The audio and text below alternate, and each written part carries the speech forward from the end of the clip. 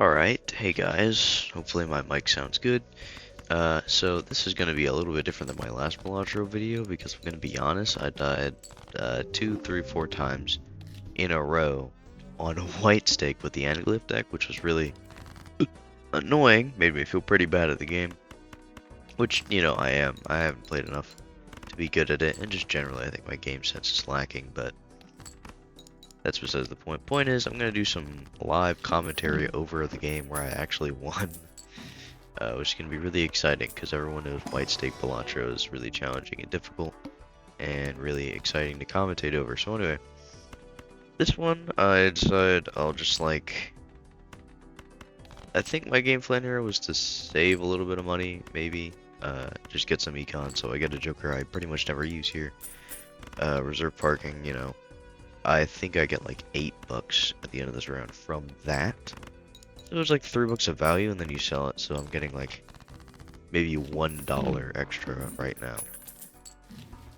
I don't remember too much that I do in this run, so this is going to be new for me. I know I take both of these jokers though. I think my plan is Scurry Face is just good for like easy scoring because ante 1 you just want like literally any joker and you get like an instant win basically.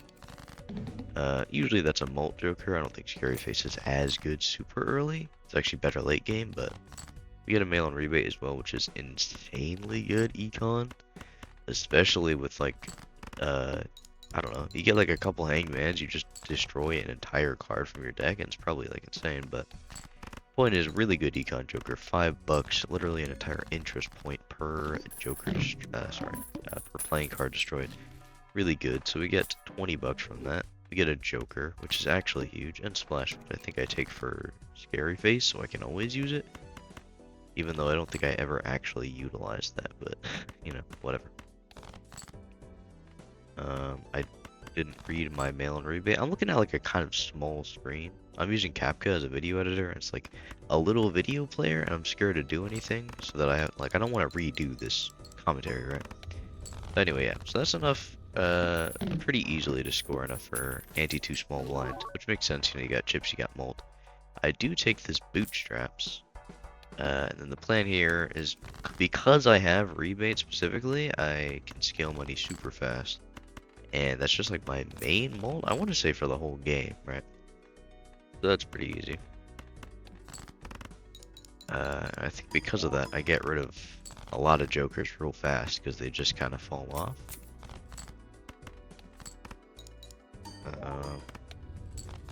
Yeah. Not really anything interesting to commentate over. I think I take Swashbuckler here. Yeah, it's just a little bit more mult, and my bootstraps aren't like really leveled up yet, right? I get this throwback. Spoiler alert, it is not going to do anything for a little while because I don't skip blinds for a real long time. Or maybe it does something pretty soon, but I don't actually end up skipping any blinds, so. Okay. I still can't really read what the mail and rebate is. It's 6 or 9, I don't know which one. I think it's 6s, okay. Yeah, already at $40. Insanely healthy economy right now. $54. Spectral pack. And, oh yeah, I get Immolate here, which I take. I don't think I do like any deck thinning besides just mashing Immolate, which isn't even really the good kind of deck thinning because it just kind of it just thins anything. I mean, sometimes Immolate is insanely good deck thinning if you're looking for like one card. If you want to play like 5 of kind and the 5 of kind isn't in your Immolate like hand, obviously that's insanely cracked, but in general, it's good for stuff like this where you're literally just relying on chips and mult from jokers and you have like nothing going on in terms of your actual poker hands. Death card. I don't remember when I used this. Mainly rebate for 3s. I don't know. I think I get like a jack kind of early on, which is important, like way, way, way later on in the video. Pretty much at the end of the video, actually. By the way, the original recording's 57 minutes, so basically half the gameplay, a little less than half the gameplay. Or a little more. Right, yeah, this is like the only run that won, right? So like pretty much half of the recording footage, my point is that it is bad. Half of the recording footage was me getting maybe even a decent run and then just losing anyway. But you know, it's because I'm playing too fast. But if you're like trying to talk during the YouTube video, you know, I don't want to like spend forever stalling on the same thing. That kind of feels bad. There's a straight there, by the way. Pretty obvious straight, but we want that mail-in rebate, obviously, for the extra points. Who really cares about a straight in this scenario? And then I just play high card for some reason. I mean, it doesn't matter, but I just play high card anyway, like a Giga Chad. I buy that, which maybe pays for itself, who knows. And then, okay, I do Sun here. For, you know, maybe, like, the possibility of doing a flush build, but it's really not that important. And I'm literally just farming for mail-in rebate all the time. I don't remember what it was. You got to excuse me, I can't really see shit, but that's pretty much all I'm doing. I literally play a debuffed 5, and I win pretty comfortably. Obviously, you can get more points by anti-4, but this is pretty good. We get a brainstorm here, which is really good. I guess you could say that it carried. Well, I don't know if it carried, but it definitely helped for some stuff I do later on. I copied bootstraps at first, which is like a really silly thing, and I'm pretty sure it's always more optimal to copy baseball card, which I do later. I get another immolate, which is goated for bootstraps, and I probably Mercury here. I also moved my brainstorm. I don't know if that does anything. I don't know why I did that. Oh yeah, and I get seed money, because obviously you want seed money, you want insane interest if you're trying to scale money from alt. I don't get investment tag because I think about it for a while here. And then I'm like, well, I got rebate and stuff, so I might as well just get this. And then I get a bunch of benefits at pretty much the same amount of money, which I think does end up being true. Or at least negligible because I won this run. For pretty much this entire run, I'm sort of kind of doing the side quest of working on aces. It's not a big deal because this run is genuinely very powerful right now. The addition of baseball card to already having like a bunch of baseball for free, as well as even like the foil and stuff, kinda is carrying in and of itself. Oh yeah, here we go. I think about it for 2 seconds and I'm like, okay, I should just copy baseball card, which I then do. Also, my PNG tuber guy, he might like bump around a little bit, like sometimes. I do mean like a little bit. That means that I'm making noises. I don't talk during this run. I have push to talk on for this and stuff. Got some new. I like change the audio and everything, and then I just end up doing a silent run because I'm kind of frustrated. But it's okay, I get to do commentary over it, which is actually surprisingly enjoyable to do. Spectro pack here. I get a cryptid, and then I copy the aces. Definitely a ace build. Sort of. I still just play high card, I'm gonna be honest. Not to spoil it, but I just play high card for most of this, especially this one, because who cares? I don't know what anything is, might as well just play high card. A little reliable. And then, do I? Oh, I get blank here. To maybe get antimatter, which doesn't happen. Maybe I shouldn't spoil these things, because then it's like, you know, not as climactic. You know, you're like not on the edge of your seat, but I don't think anyone's on the edge of the seat anyway. I play. Okay. I mean, most of this build is literally just gonna be scaling for rebate, so. Or, not scaling for rebate, but like fishing for rebate so that I can scale my bootstraps. Which is gonna be really exciting to commentate over for the next 14 minutes. Yeah, I got a bunch of uncommon tags because I skipped a blind that I forgot to mention earlier, and then I'm doing anti-lift deck obviously. And I didn't really think about the whole anaglyph part, I was just like, okay, I should get another uncommon, so it scales my baseball. Because it will multiply my an additional 1.5 and then another additional 1.5 because I have brainstorm, right? Speaking of, you might have noticed the brainstorm mod that makes brainstorm like actually visually copy the card. That one's pretty cool. It is the blueprint mod, I'm pretty sure. It's literally just called the blueprint mod. You can look it up. Blueprint balatro mod probably is what you would look up on Google. And it does that for blueprint, obviously, and also brainstorm, where it just dynamically copies cards. It's really cool. I think about doing the speed tag, and then I do it because it's doubled, so it's 20 bucks, which is pretty decent, and it scales my throwback, which is probably negligible, realistically. But still decent money. So yeah, I have that mod enabled, and then I have one other mod that's called the Legendary, like Dare, like Tsundere. I don't know how to like say it and like make it up, like I don't know how to like enunciate it properly. So it's like super obvious, but Legendary, right? It's like like the legendary Jokers they're like girls now. That's pretty much the mod. And I mean, I haven't gotten any legendaries since installing the mod, so still looking for that. I believe it's Tribulate. I don't know which one.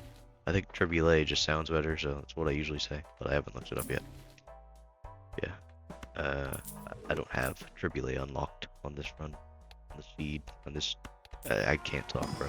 On the save file. I mean, I get Luchador here as well. Just in case the final boss is scary, and also because it's an uncommon. Well, I actually got rid of my rebate. I didn't even really think about that, but I guess we get rid of it by anti-7. I thought it was even later maybe, but yeah, so it's just literally all my cards are uncommon except for 2 baseball cards. At this point, I am just getting money. Stuntman would be pretty cool, but I mean, I think Stuntman would genuinely be decent for a hacker build, but then you would get rid of an entire uncommon Joker. It's like debatable if that's worth, you know, you get rid of like astronomy Joker or whatever. Maybe it's worth it. Here I like take a while to find the collection button, and then I'm looking for this. So now I'm on anti-8 and I'm thinking, damn, I could 100% get the satellite unlocked because you just need to get at least $400 or over $400, whichever one, right? And this literal and entire run is about getting money. I get like 10, 15 bucks every single round, right? 17 bucks, that's one small blind because we're on white stake, so I actually get money from that, right? So the scaling here is insane. We get Verdant Leaf as the final boss as well, which is, you know, funny. I'm selling Luchador to get friggin', you know what I mean? It's funny, it's ironic. You gotta sell Luchador so that you can get rid of the effect that does the thing. It's very funny, chat. But, yeah, so... And then I think about it, and then I don't actually do that. Spoilers. I mean, not spoilers, but, you know, like, plot twist. Because you don't need to. My cards are bad, my poker hands are bad. This is definitely a Joker-esque build. And I even get a Polychrome Luchador, which means that I actually keep hold of that Luchador for a decent amount longer, right? Here I copy a gold card because I'm still en route to Satellite is my idea. I do that skip blind, I get $60, which is kind of insane. Then my throwback scales, obviously. 800,000. Extremely easy 800,000 at that, and I have 4 additional lands, so I'm not exactly stressed about whatever's happening here.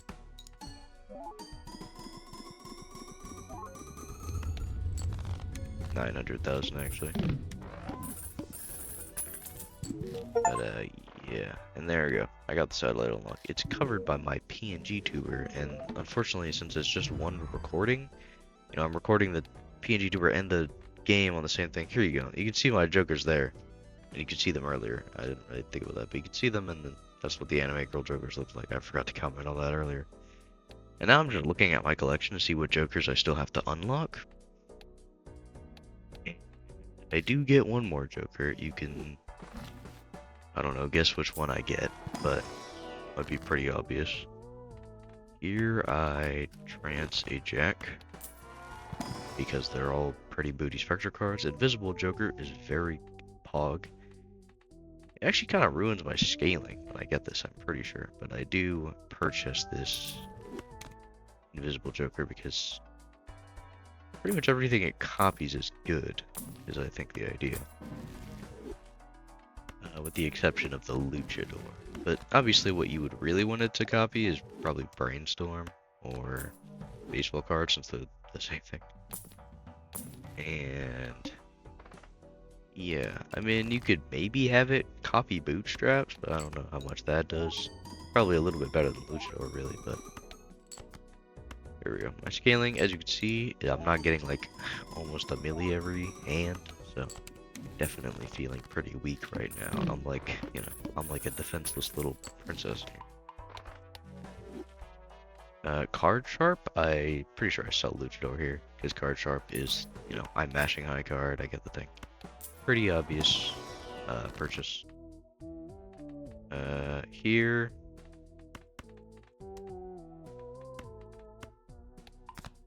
I mean, at this point it should be pretty obvious what Joker I'm trying to get, but I death into a extra Jack. I get a Wheel of Nope.